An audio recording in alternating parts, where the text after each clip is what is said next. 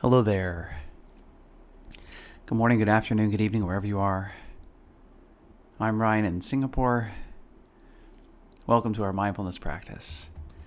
Yeah, so great. As I said, I love the community. I think that's one of the greatest things about hosting live events on Insight Timer is to really connect with the community and to be able to be here to meditate with other people and to support each other in your practice, whatever it looks like, if it's daily practice or and in fact, that is kind of what Insight Timer is trying to help us do, is motivate people to come back every day.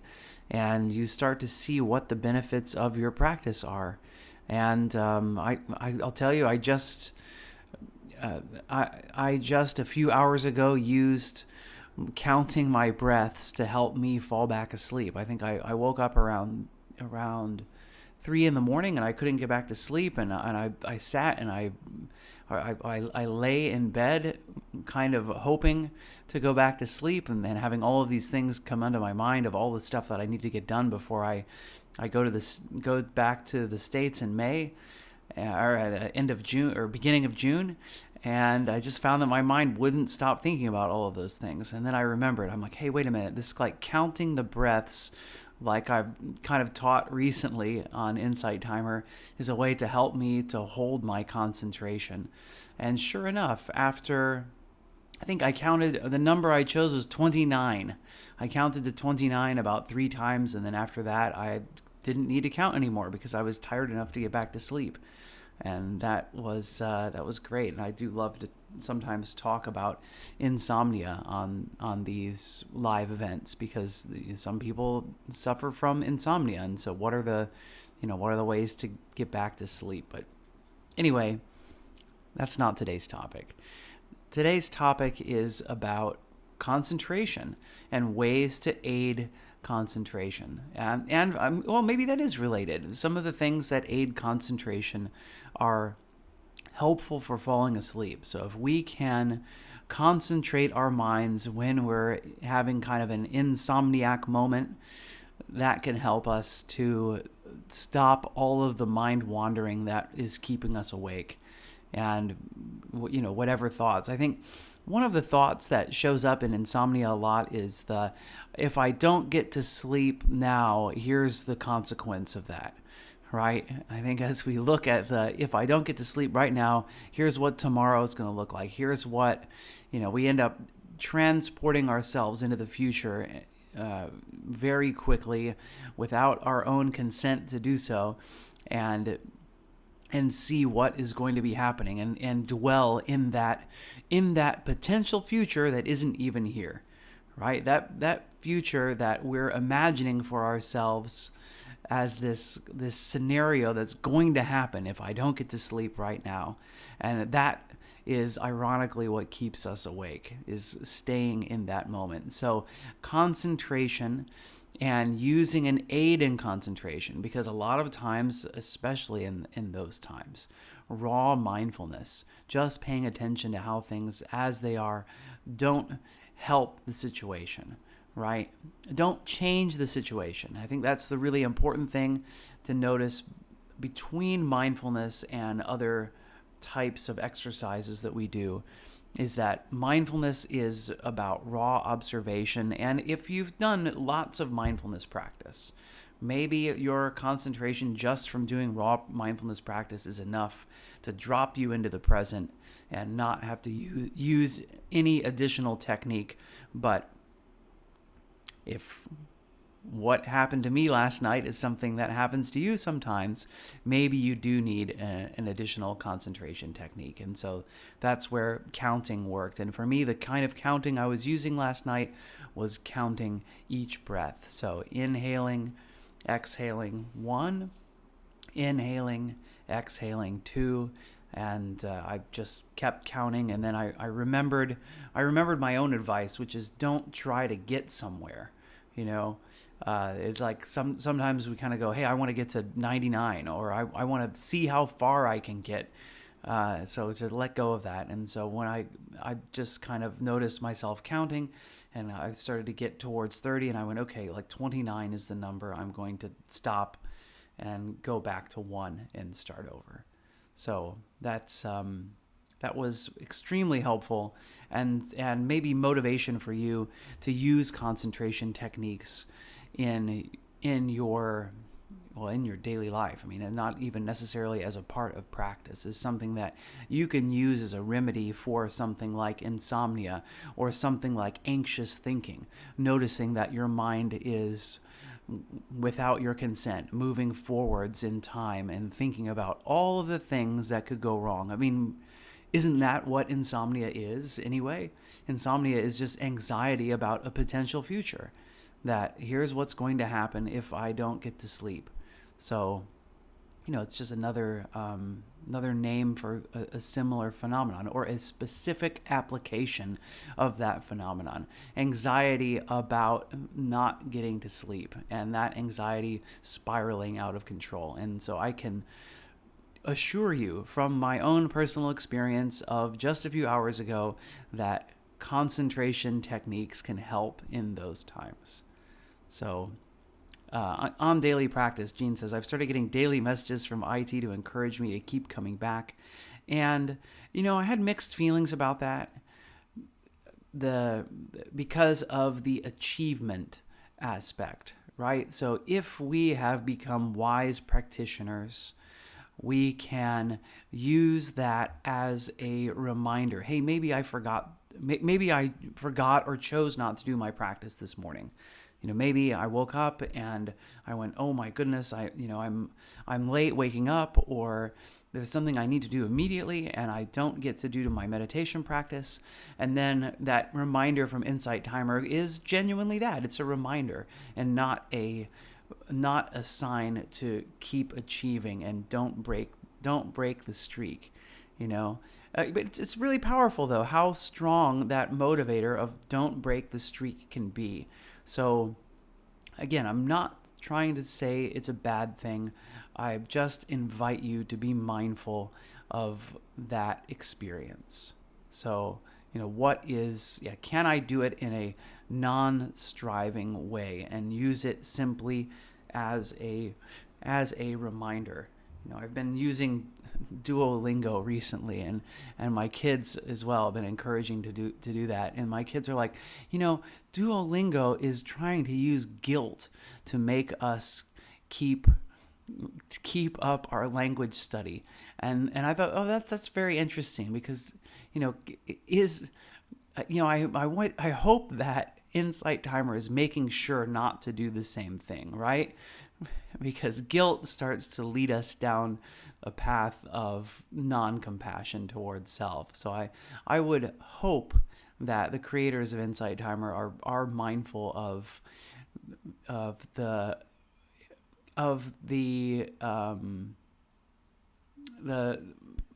paradoxical kind of conflict between having a meditation app that encourages you to practice every day, but potentially uses guilt as the mechanism to make you practice. I think that's kind of that's kind of right. It's kind of funny. Duolingo Owl is brutal. Yeah, I know. It really is, right? Hi, yeah, Caesar. I've noticed every time they switch app versions, there's always a little bit of glitchy kind of stuff that comes on. And Cece, I did want to read your comment as well, which is, when I get insomnia, I have fear and anxiety of how I won't be able to function the next day. And that is definitely a you are not alone moment. Like I am like, that is one of the keys to how insomnia works. So anyone who's on here right now who has experienced insomnia is likely has experienced that same kind of feeling of fear and anxiety of what it's going to look like, what I am going to look like in a few hours, the version of me that isn't here yet that I'm anticipating. John says, often at midnight, I wake up and I'm not able to go to sleep again, and then I walk around in a fog all day.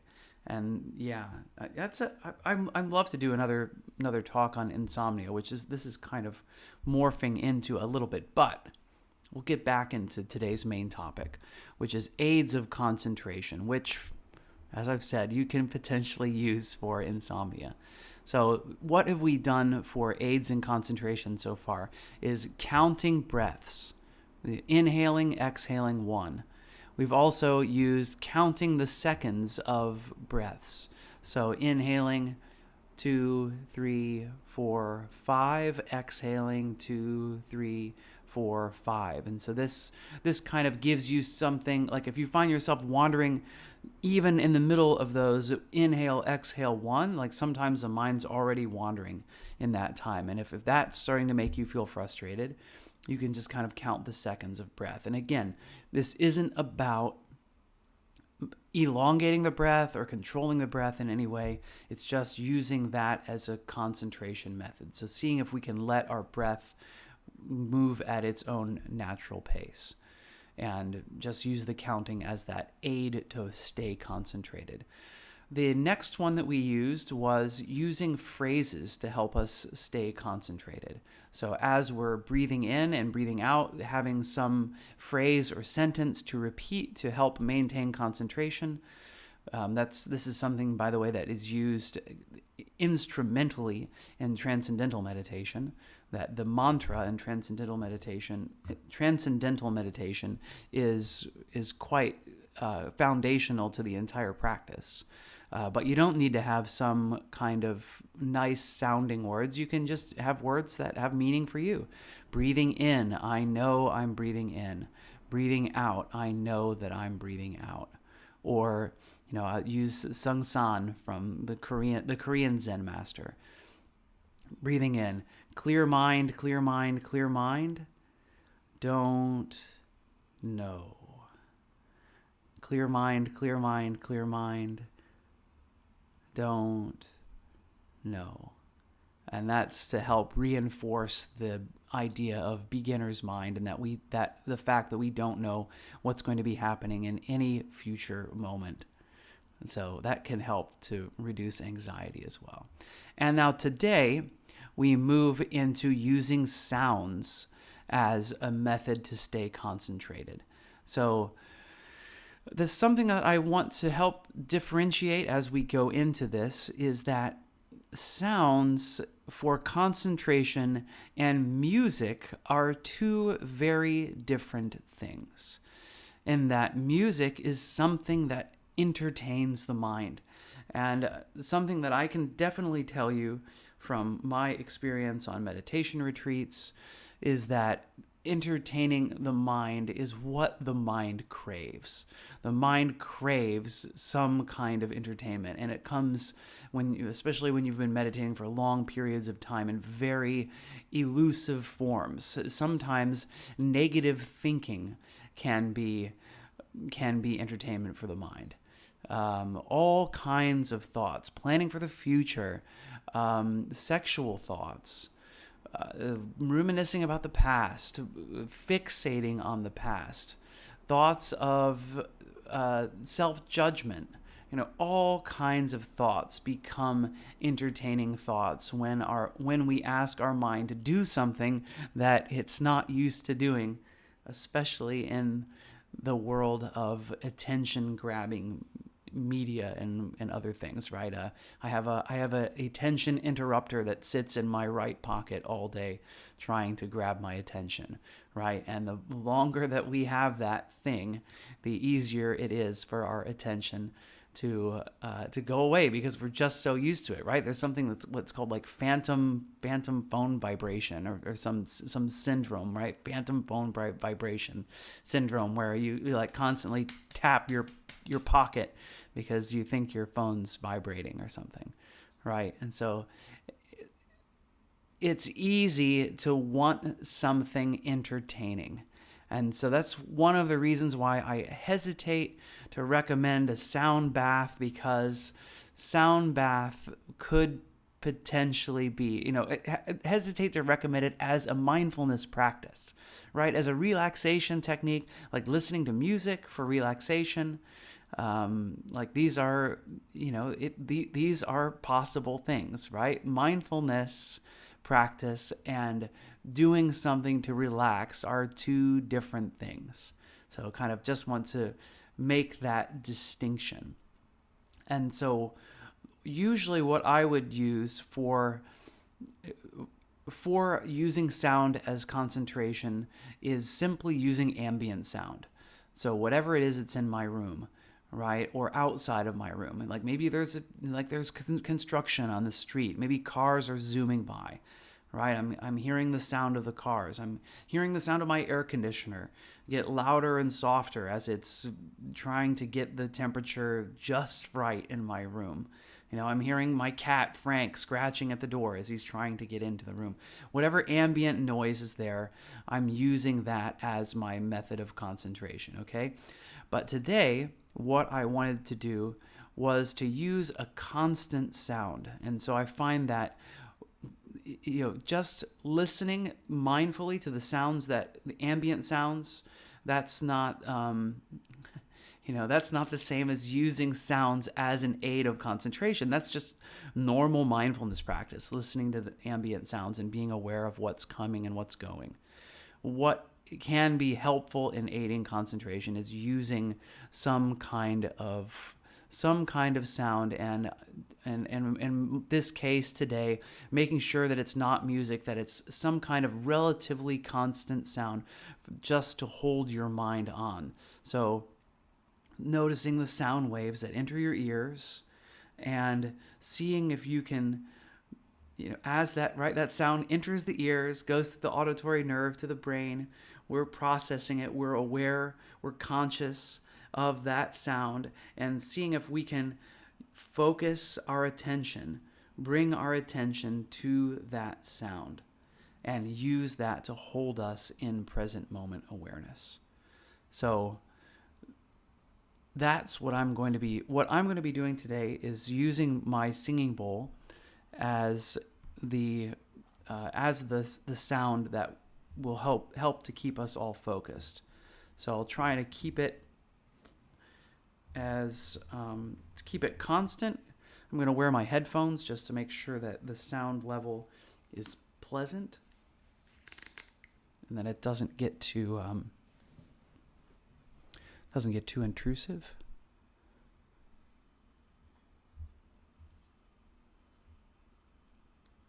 So just invite you to find a comfortable posture as we get started here.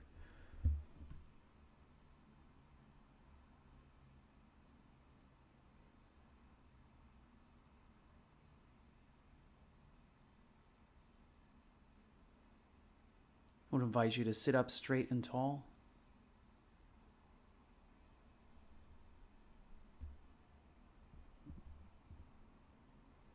Using the posture to help anchor you in this moment.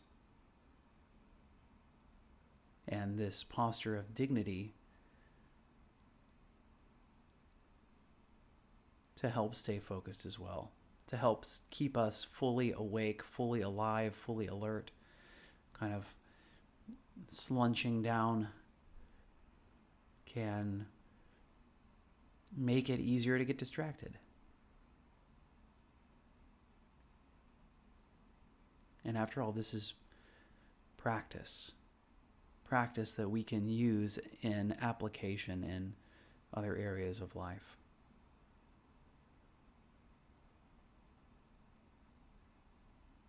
So just take a moment to notice that you're breathing.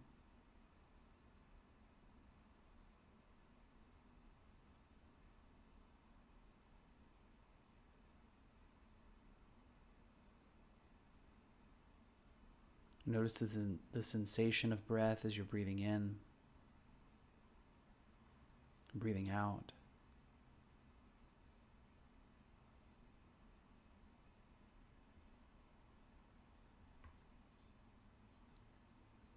And begin shifting your awareness to sounds.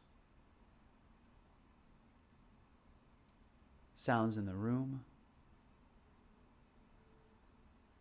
Sounds outside the room.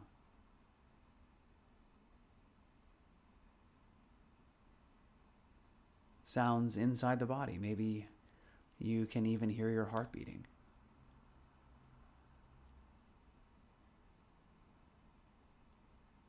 The sound of my voice.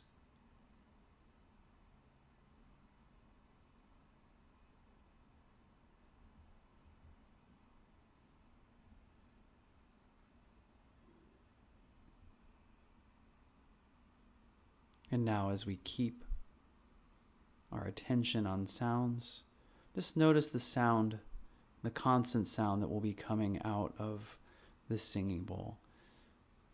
It may change in resonance. There may be times of louder and softer. The tone may be slightly different from moment to moment. See if you can just focus and drink in all of the details of the sounds coming out of the singing bowl.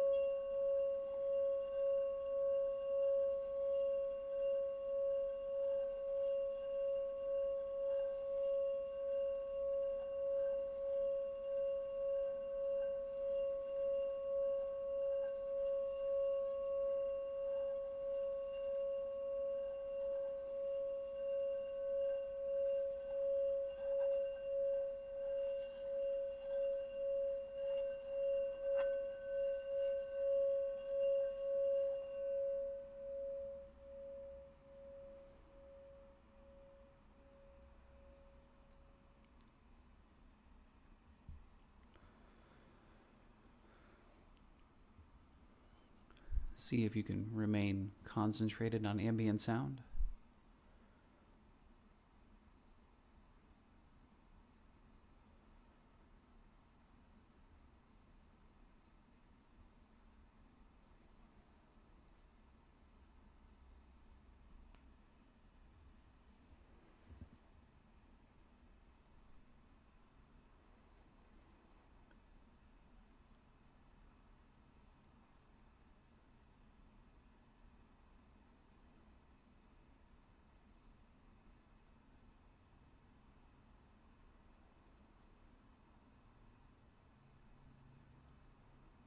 Perhaps notice the shift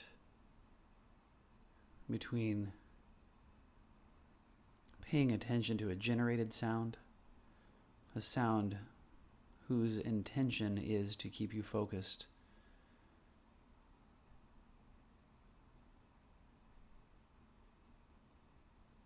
compared to what it's like just paying attention to what's here.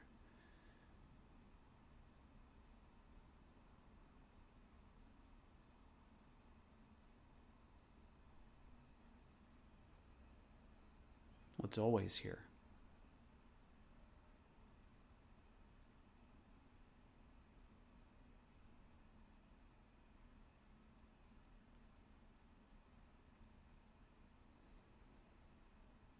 Our sense of hearing, as long as we have it, never turns off. It's how thunder wakes us up.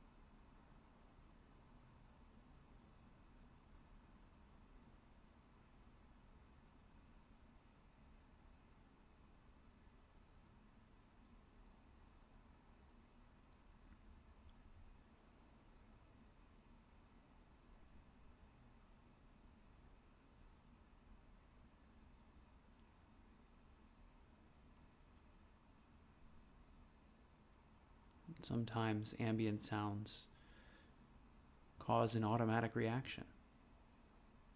In a restaurant, if you hear a dish break, do you find that your head automatically turns in that direction? Is it possible to be mindful of that sound arriving and then choosing whether or not to turn your head?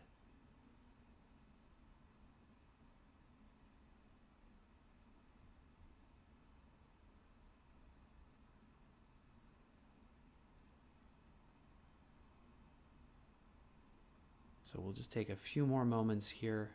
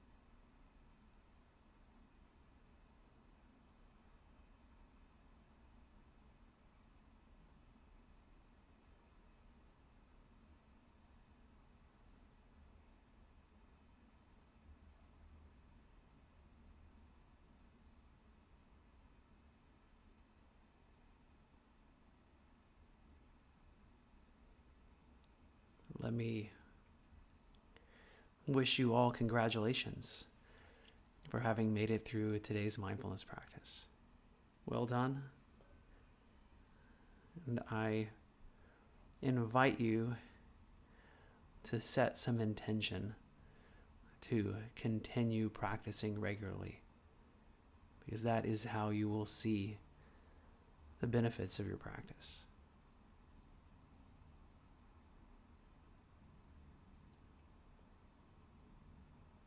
And know that this practice is a way for us to nurture ourselves, to love ourselves, give compassion to ourselves, which in turn cultivates compassion for not only ourselves, but everybody around us and everything around us.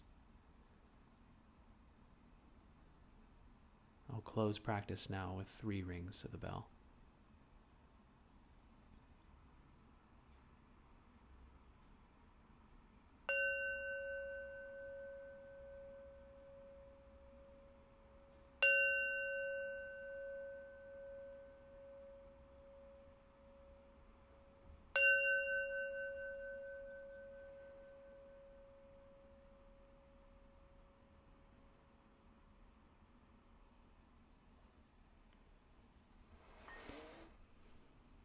All right.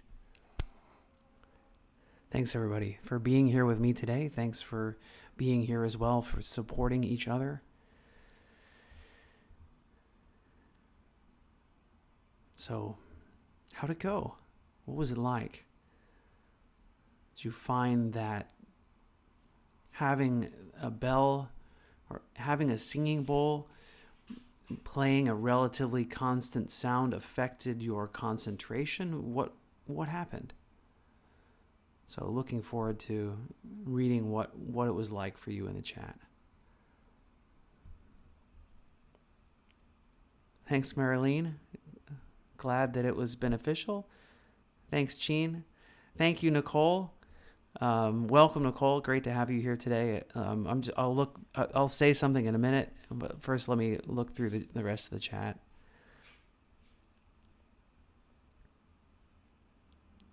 Yeah, much needed. It's so interesting how this. Well, I'm interested to hear how this is different from a practice where we're just focusing on the breath, or perhaps a practice where we're doing other concentration techniques, like we're counting or we're repeating phrases. Like what was this experience like, and how might it have been different? Did it feel like entertainment? Was it pleasant? Was it unpleasant? I'd just love to hear whatever is coming up for you. Patricia says the sound was too high pitched for me and had to turn the sound off. Thanks, Patricia, for sharing. And I suppose that's the downside of having a small singing bowl that I can raise up here and and ring, is that is the pitch is a bit high.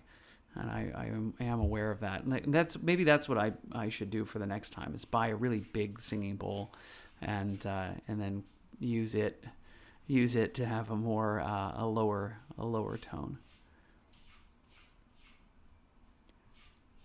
Like the sound of your bowl, it felt like I was orbiting in space, floating around. Thanks, John, for sharing. Nicole says this allowed me for going deeper into the present moment. Thanks, Nicole. And Cece says, I really didn't like the high repetitive noise.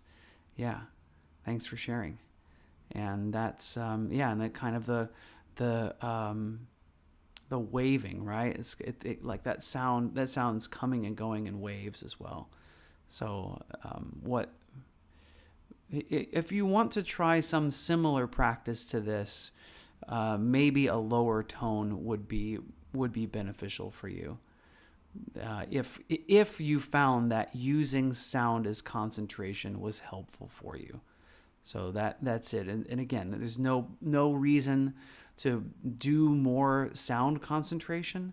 This was just as all of these are, right? All of these aids in concentration exercises and practices we've been doing lately is just to explore. Like, hey, maybe focusing on the breath for me is difficult. Maybe it's hard for me to just sit and do nothing, right? And focus on the feeling of breathing. And I look at my cushion and I go, gosh, I don't want to sit there. Like, I can't bear another 20 minutes of nothing. Maybe maybe using some kind of repetitive sound will be helpful in aiding my concentration. Maybe counting, maybe using a phrase over and over again. So the idea here is what's going to help get you back to your cushion and to your practice so that you can feel welcome and feel like, hey, this is something I want to do, and not like something that I don't want to do, that it's really easy to choose watching Hulu over doing your meditation practice. So good on you if you've chosen to come here today instead of doing that. Nicole says, one thing I learned in learning about Vedic mantras, at first the sound isn't pleasant, but as the nervous system aligns, the sound becomes more pleasant. Thanks, Nicole, for sharing. And fascinating how different people relate to the sounds. And I love that too, right? That's something that's a small lesson about something much bigger, is that how every one of us relate to everything differently. So we tend to assume because this thing is unpleasant for me, it's unpleasant for everybody else. Or because this is pleasant for me, it's pleasant for everybody else. It's so easy for our ego to tell us that we know everything that's going on for everybody else, that I can read her mind. I know what's going on for her because I can feel this experience in myself. And that's just something that we tend to forget, is the thing that's nourishing for me may be depleting for someone else, and vice versa.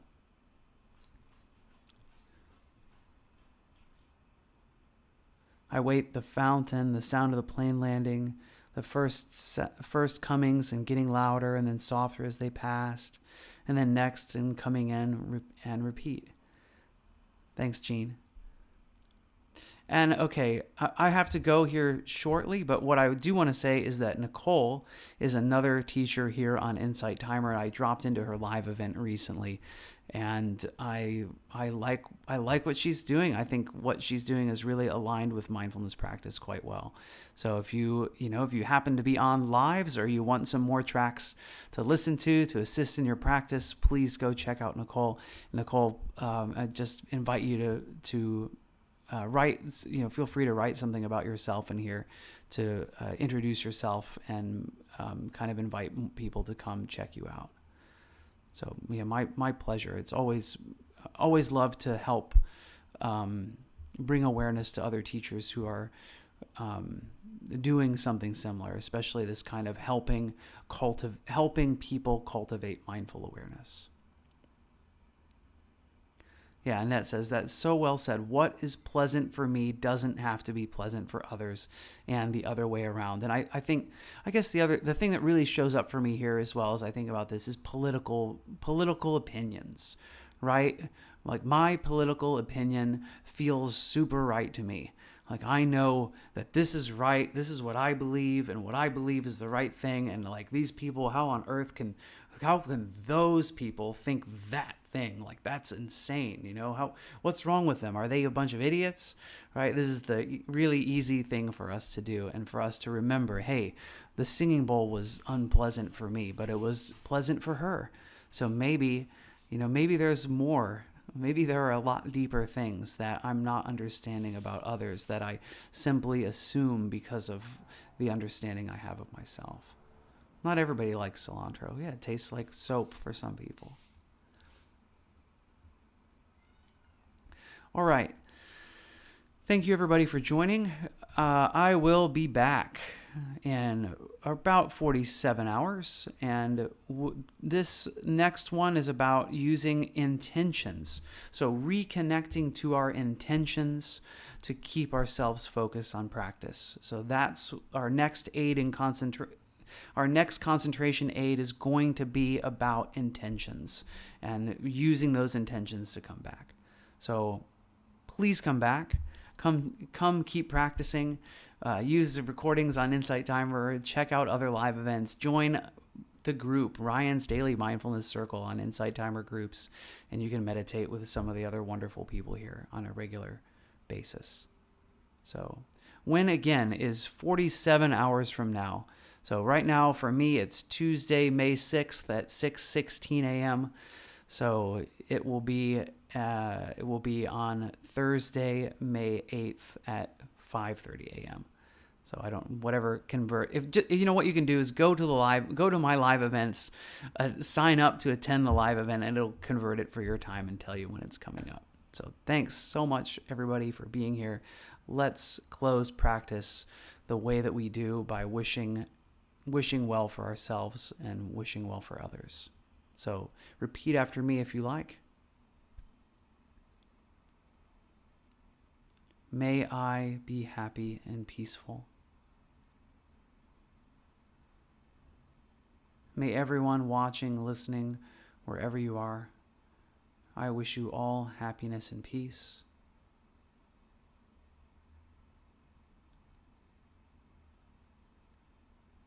And may all sentient life, all human beings on this great planet of ours, near and far, big and small, good and evil, may we all be happy and peaceful.